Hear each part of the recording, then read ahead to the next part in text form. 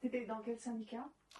Alors, c'était un syndicat maison, pas politique. C'était syndicat libre, ça s'appelle. C'est-à-dire que on était le siège mondial, si tu veux. Il y avait, on se faisait les revues, on se faisait tout. Et comme j'étais représentant syndical, en fait, j'étais le deuxième patron du syndicat. Donc, on faisait la pluie le beau temps, les tendances, c'est nous qui les disions, qui les dictions. C'est incroyable. On était, ça demandait un boulot. Ça demande, parce qu'après, à côté de ça, il faut assurer la gestion de ta région. Honnêtement, c'était de la folie, quoi. Mais comme tu vois, j'ai eu à gérer deux plans sociaux, et comme j'ai cet Excel dans la tête, là, voilà.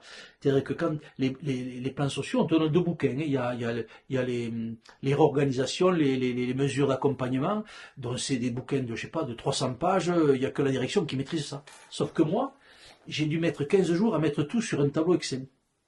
Et donc après, tu deviens redoutable parce qu'il y a une simple question, tu arrives en une seconde à aller voir l'information.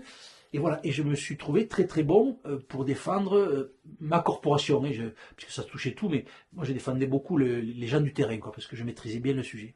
Voilà. Et là, et comme je fais pas les choses à moitié, voilà, en fait, quand j'étais syndicat, j'ai été plutôt bon, alors que j'y connaissais rien, mais bon, tu le fais, tu t'apprends, quoi. Voilà, j'ai pas la prétention d'être bon en tout, mais ce que j'ai fait, voilà, où j'y suis allé parce que j'avais des qualités. Déjà, on me pressentait. Et puis après, moi j'ai pas ma langue dans la poche. En fait, quand tu es syndicaliste, moi je parle pas pour une centrale. À mon avis, pareil, quand je vois des injustices ou des trucs qui sont pas clairs, je sais le dire.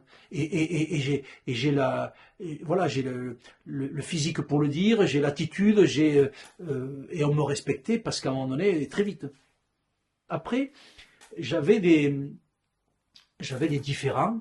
Voilà, moi j'ai ma façon de manager, voilà, qui est plutôt une vieille façon en plus, parce que je manage moi, j'ai toujours managé par l'humain, alors que maintenant c'est les mecs comme moi, ils n'en ont pas besoin, hein. Ils ont besoin d'un gendarme avec les tableaux Excel, et enfin, c'est facile, quoi. Voilà. À mon époque, moi je peux te parler de mes commerciales, je connaissais tout de leur vie, et puis il y en a que j'ai excusé parce qu'elles venaient se faire larguer par leur mec. En fait, tu vois, moi l'humain, les gens m'ont toujours intéressé. Voilà, c'est pour ça que j'aime les gens, j'aime m'intéresser à eux. Mais voilà. Après, j'avais des différends sur des. Parce que, en fait, le poste que tu as, c'est un peu compliqué parce que parfois, il faut. On ne veut pas te donner les augmentations que tu justifies pour tes commerciaux. Parfois, on veut que tu en vires. Voilà, parce que eux, là où ils ont décidé il fallait faire partir 10% des gens, dont c'est vite fait 10%, il y a 10 régions, c'est un par région, quoi. Donc tu as, des gros différends parfois sur des moments chauds, hein. Enfin, quand tu es manager, c'est compliqué. Mais voilà, mais après, c'est les deux grosses injustices, elles sont là. Voilà, moi, euh, et si j'avais pas eu ces deux, j'aurais fini, on m'aurait fait une statue chez GSK, je pense, à l'entrée du siège social. Non, parce qu'à un moment donné, si tu veux, tu as toutes les.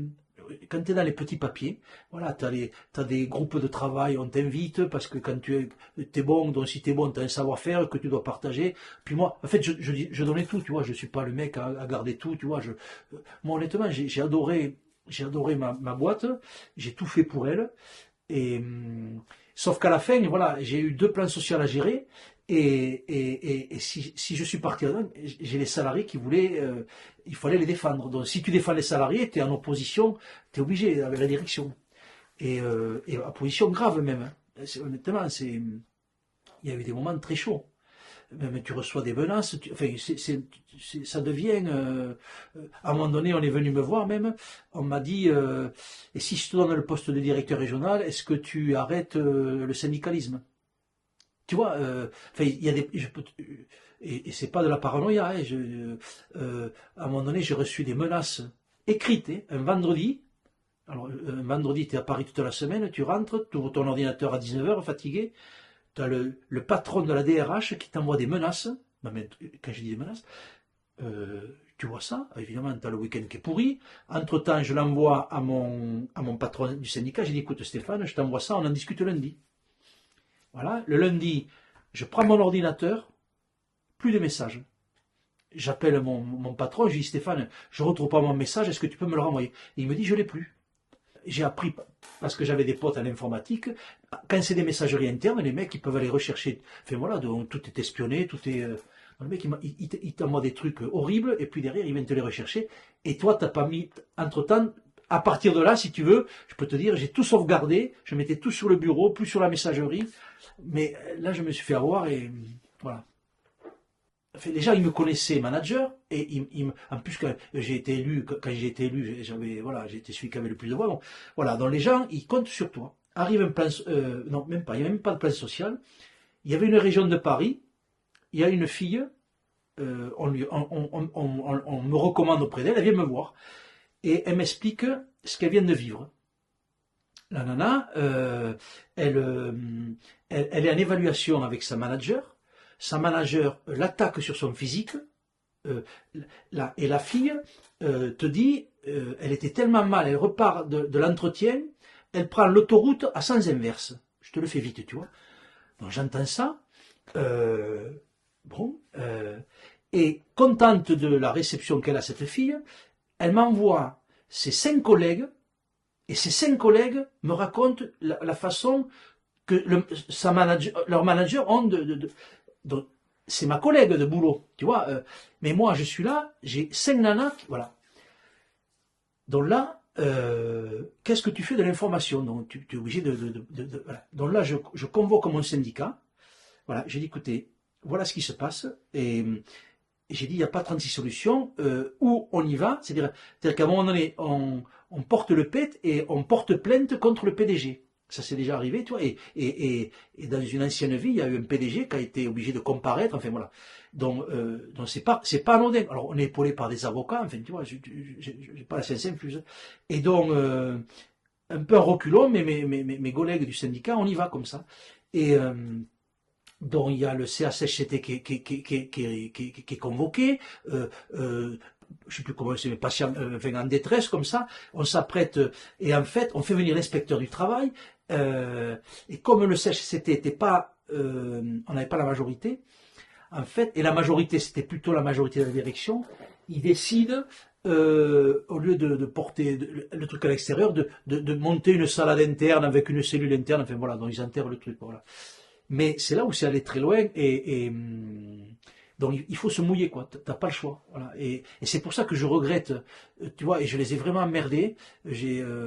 Sur des tas de sujets et je regrette un peu cette période-là quoi. Voilà. Des gens que j'ai adorés, à un moment donné, je me suis trouvé en opposition avec eux.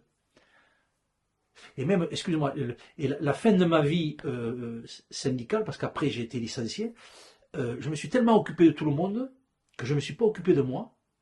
Et quand au mois de mai 2014, les affectations sont arrivées, euh, en fait, si tu veux, je me suis battu sur une sectorisation, parce qu'en fait, là où ils sont malins, c'est-à-dire que souvent ils font comme c'est une histoire de points avec la connaissance secteur, tout ça, ils avaient fait une région dans laquelle j'étais patron, la région de Toulouse. Mais pour moi, donc je m'en étais même pas occupé, mais pour moi il y avait une aberration dans un découpage d'un département. Et donc j'avais raison, je monte au créneau, et le patron là, il me dit, t'es sûr Dédé que tu veux modifier ça? Ben, j'ai dit, ouais, c'est pas logique. Mais tu vois, j'avais pas le coup d'après, quoi. Ok, on va le faire. Donc il modifie ça, il remouline tout ça, et il se trouve que moi je suis chassé de Toulouse, et je suis muté sur Bordeaux. Voilà. C'est comme ça qu'en 2014, j'ai refusé mon affectation, parce que j'allais repartir sur les routes, et que je suis parti en plan social, quoi, et en pré-retraite. Mais sinon, j'y serais peut-être encore maintenant. Et j'aurais pas mon expérience de Metz, peut-être, enfin, la vie serait autre, et je serais pas là.